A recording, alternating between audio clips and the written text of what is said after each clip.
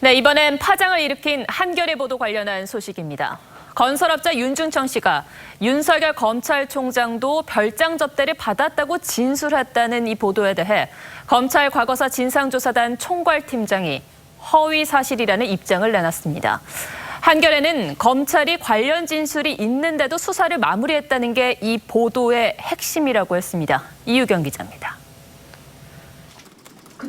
대검찰청 과거사 진상조사단 총괄팀장으로 김학의 사건을 조사한 김영희 변호사는 한겨레의 보도가 모두 사실이 아니라고 밝혔습니다. 김 변호사는 건설업자 윤중천 씨의 전화번호부, 압수된 명함, 다이어리, 그 어디에도 윤석열은 없는 것으로 알고 있다고 했습니다. 또 조사단과의 면담에서 윤중천이 자신의 별장에 온 적이 있는 것도 같다고 표현한 게 전부라며 이 내용을 진술 보고서에는 담지도 않았다고 밝혔습니다.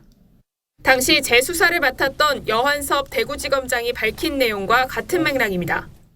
윤중천에게 이제 그 면담 보고와 같은 얘기를 한 적이 그 밖에서 만나서 얘기한 적이 있냐고 물었더니 그렇게 얘기한 적이 없다고.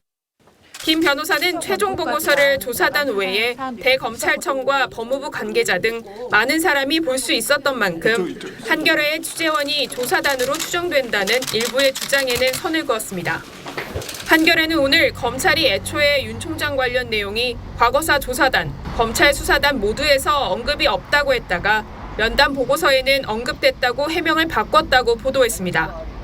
이에 대해 대검 관계자는 해당 기자에게 과거사 조사단이 아닌 과거사위원회에서 언급이 없었다고 했고, 이는 과거사위원회가 지난 5월 조사 결과를 발표할 당시 법조 관계자 3명에 대해 수사를 촉구하면서도 윤 총장에 대해 어떤 언급도 없었다는 것을 설명한 것이라고 덧붙였습니다. 한편 윤 총장이 관련 보도 관계자들을 명예훼손으로 고소한 것과 관련해 서울 서부지검은 통상적 속도로 처리하겠다고 전했습니다. TV조선 이유경입니다.